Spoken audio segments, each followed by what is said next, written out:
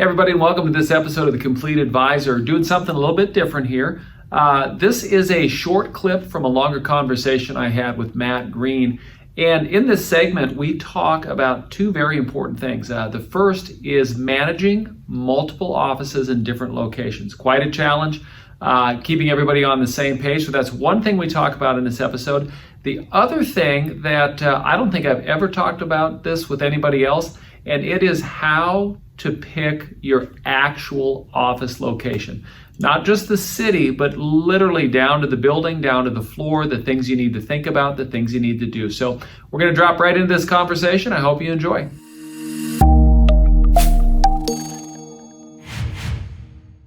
So our topic that we're pivoting into is managing multiple offices. So Matt, you've got the office, like I just said, in Lincoln. You've got an office in Omaha. If I'm counting right, there's 8 people total counting you? There would be 8 in the Omaha office. Okay. And then there's, 8, 9, 10. So there's 10 total. Oh, gosh. Okay. 10 total. So having multiple locations, or how do I want to say this? It's something that you need to make sure, and you need to have a conscious effort that everybody is doing the same thing. Mm-hmm. Right? Mm-hmm. That the messaging is the same. So how do you do that? You have to be in contact. So like I'm talking with the advisor in Lincoln, try to talk every week about what's going on, where you at, holding him accountable to, do you have your events planned? What are you doing for social media? I mean, we have these conversations a lot. And then just checking in, like, how's it going down there, whatever, how are things running, is the office running smooth? So you want to be accountable. You want to be able to reach out, and you have to have, for several locations, you have to have everybody on the same page. Mm-hmm. So whatever we're doing in Omaha, the Lincoln practice should be doing the same thing. So if I was a client and I walked in one office or the other, it should be the same experience. Yeah, you wouldn't know any different. Yeah. You wouldn't know any different. And then for us in our office, as I've learned, as you're growing and adding more staff, we're having a weekly team meeting. Mm-hmm. And I think it's very important to make so everybody knows, okay, this is where we're at, this is the projects we're working on, and when we have our annual review and we're looking, okay, we're setting goals for the next year, mm-hmm. You have to be engaged all the time in the practice, and we do that through these weekly meetings. So we'll spend 45 minutes to an hour. A lot of times we do it over lunch. Everybody brings their Kristen. She's our director of operations. She has an agenda. Mm-hmm. Nice. Like she has the agenda for the meeting. This is what we're talking about, and we just go through the agenda, and everybody has to be on the same page. There can no longer be just, this person is doing their own thing over there. You have to be communicating. Everybody has to be communicating. So I pointed at you again, bad habit. I got to do the politician thing. So so one thing I think that's really interesting here is, for anybody listening, of course, you definitely want to go back and listen to the last 2 podcasts that we did, the episodes that we did together. Mm-hmm. But one of the things that we were talking about is you've acquired some of those people. Are a couple of those advisors employees of yours, or are they people you're mentoring and they're part of the practice? So I have both. So I have some advisors that are W-2 employees, mm-hmm. and then I have some advisors where it's a mentorship, and then I have an advisor where it's, they're 100% on their own. We're doing like a split contract. Sure. But I'm providing the mentorship, the office space. So I kind of have a combination of all of them. So I have that mentorship, pure mentorship role, which will evolve into a purchasing of that book in the future. Mm-hmm. Then I have a W-2 advisor, and then I have an advisor that we're doing a split on a contract. So I did an episode with Eric Bowman, and we did it on courageous conversations, and those conversations that are can be uncomfortable.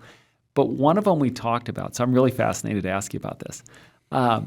One of them was that conversation you have where it's not an employee and it's not your kid. It's somebody that you're mentoring, but you can't fire. Not that your team, your crew they're awesome, so that this wouldn't be an issue. But influencing and getting somebody to see things the way you want them to be. Can you talk about that a little bit? Having those tough conversations, you ultimately want to be able to, first of all, we need to empathize, right? We need to understand that that advisor, that employee, or in this case, that advisor, they're not where you're at, right? And so but we need them to be able to see that versus, I think, the approach of you're wrong, you're doing this is wrong, and whatever. I think you just need to have a good, loving conversation. Like if you love somebody, right, you'll tell them the truth. Sure. Like, hey, George, you're really struggling in this area. Let's talk about that. Yeah. And so you got to have those tough conversations, but you do it with love. And I think for the people that I help and mentor, they truly see that I want what's best for them, and it's a kind, caring conversation. Now with 9 boys, you've had practice a lot with that. Yeah, for sure. The boys. Now sometimes you do got to come down on those boys, but when mom needs a break, for sure. But yeah, you have to be able to. Again, it goes back to encourage, elevate, and empathize with every interaction you're having with anybody. Not just our clients, but our employees, and pour into them. Right, give of yourself. Right, be selfless and just say, hey, this is what I'm seeing, and let's talk about this. What's it look like? So one of the other questions that I do have then, so your original office was in Lincoln, right? Original office was in Central City, Nebraska. Central City. Is that central in Nebraska? Actually, it kind of is. It's about the middle of the state. Nice. And then we moved the office to Omaha, and then we expanded into Lincoln. Okay. So you originally are a little more central. Central Nebraskan. Central Nebraska. And so for anybody we have listeners all over the country and hopefully outside of the country, that'd be cool too. But so you go to the eastern side of the state where more of the population is. Omaha is a pretty big metro. Yeah, there's about 1 million people within 60 miles of downtown Omaha as far as population. Just to put that in perspective, there's only like 2.2 million people in the state. So the majority of people are in that Omaha, Lincoln as far as population. Yeah. So when I was challenged to, hey, Matt, run it like a business, right? And prior, when I was back in Central City, I was driving everywhere. Like I was going to people's houses. And so I knew that if, I was challenged by my mentor to say, Matt, your doctor doesn't come to your house, your CPA doesn't come to your house, your attorney doesn't come to your house. Be a professional, run it like a business. So that's why I went to Omaha, just the population of people there. And it's a 2-hour drive one way for me to get from my house to my office. So how did you, when you did that, one, that had to be, I'll just use the word, that had to be a little scary to be going from an area that to now 2 hours to a new city, like the new kid at school. We were always taught, stay out of the city. Like, don't go to the bigger towns. Just go talk to, the farmer in rural Nebraska. Stay out of Omaha. I mean, never would I ever go to Omaha to, knock on a door or do anything like that back in the day. So yeah, to pick up and just say, I'm going to do this, it was really scary, 100%. But I also had, my wife is my biggest fan, and she's like, go for it, just do it. That's cool. And so you have to have that. I mean, having that support was obviously super helpful, but it was scary because expenses of running an office in Central Nebraska are different than Omaha. How'd you find the office in Omaha? Well, how'd you decide?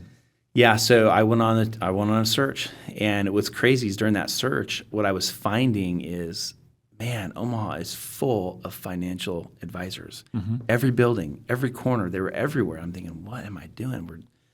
Am I nuts to do this? And I remember interviewing to lease some space, a small office with two other independent advisors. And I remember them asking me, they're like, well, what are you going to do in Omaha? Like, how are you going to market in Omaha? I'm like, well, I'm going to do some workshops and seminars. And they just kind of laughed at me. And they're like, yeah, okay, good luck with that. And everybody's doing that. And I'm like, okay. So it was kind of discouraging, but I just put my nose down. And, I really believe if you work harder, right, and you work smarter, you're going to have success. If you put in the effort, the results will come. Yeah. What do they say? You play like you practice, right? So get out there and just put in the work, man. So it's funny. Just an aside story. I was at a carrier event, sitting with a producer that does their business through us, and it was just the one carrier. And so they're doing their top 20 awards for the year, and this producer and I are sitting there, and he does a lot of business with this company, no slouch at all. But we're sitting there, and like the number 7 guy comes up, big amount of business, same town, and as our guy, Wow. never heard of each other. Yeah. And that, there's so much, and what I've come to realize too, Dennis, on that note is there's so much wealth. There's so much out there.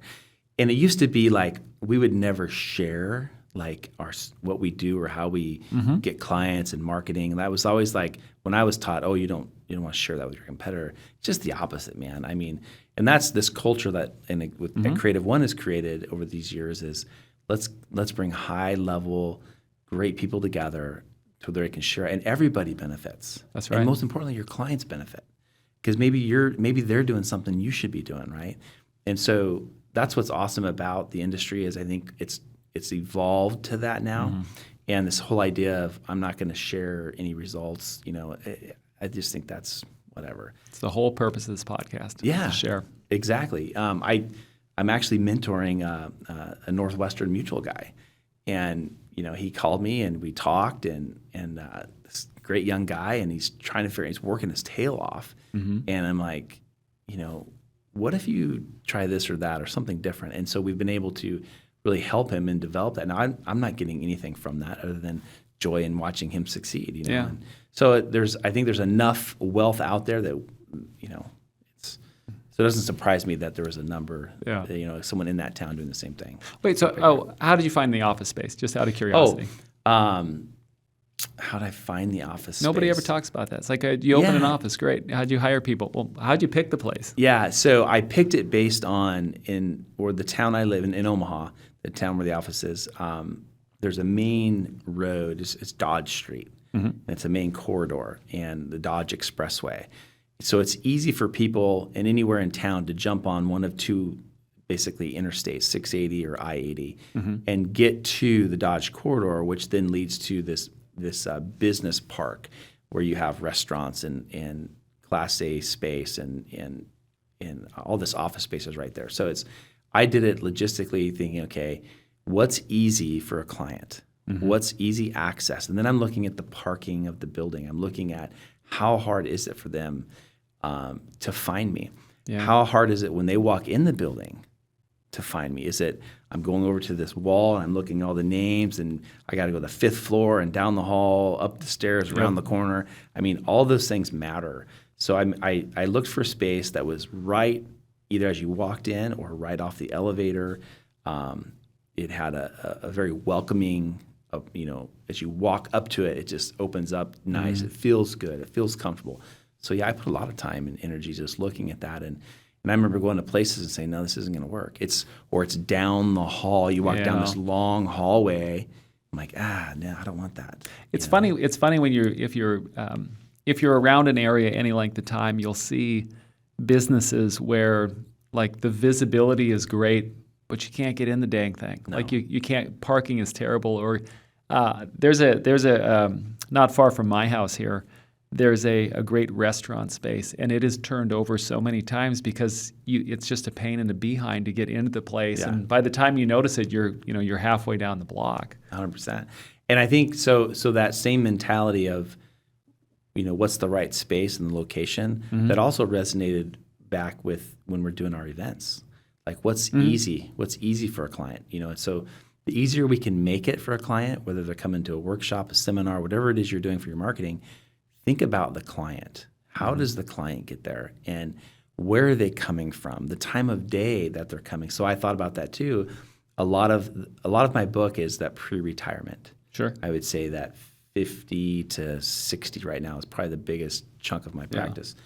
Yeah. And so I got to be mindful that they're coming at 5 or 6 o'clock. So what's traffic going to be like? That's a good point. That was another reason to pick the location I did, because it's an expressway they can get on. It's 4 lanes of traffic, going each way, and it's easy access. So. Same considerations. And any lessons in picking an office that you took from Omaha to then when you opened one in Lincoln, or was the Lincoln one already?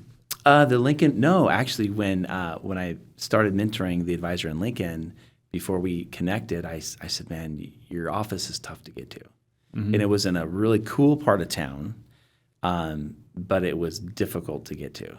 And you kind of had to walk in, as I recall, and kind of go around the corner, and it was kind of tucked away. Parking was terrible because it was downtown. But it was cool. Yeah, it had a cool vibe to it. Yeah, at 10 o'clock, it was a cool vibe, right? Well, guess what? No one's coming to your office at 10 o'clock and, going in the evening and whatever. So when that lease had come up, they were in the last year of that lease, and I said, hey, you need to find something that's, you have similar people around you, right? Mm-hmm. And similar professionals, CPAs, attorneys, whatever. You need to find that, and that's where you need to go and make it easy. So yeah, ultimately they found a great spot in the south part of town, and it's easy to get to, and it's a professional space. Nice. So you do communication, but back to managing 2 offices, the communication, making sure everyone's on the same page. And then thanks for sharing about the location, because like I said, I've been in a million conversations where it's how did you hire staff and this. Well, wait, how did you pick your office space? No one ever talks about that. This podcast is for financial professional use only and not for use with the general public. The information provided is the exclusive property of Creative One and is protected by copyright and other intellectual property laws of the United States. This material has been prepared for informational and educational purposes only. It is not intended to provide, and should not be relied upon for, accounting, legal, tax or investment advice. Creative One is not responsible for the results of programs discussed on this podcast or any liability stemming from the use of it. Although we may promote or recommend the services offered by this company, agents are ultimately responsible for the use of any materials or services and agree to comply with the compliance requirements of their broker-dealer and registered investment advisor, if applicable, and the insurance carriers they represent. Copyright 2022, Creative One Marketing Corporation.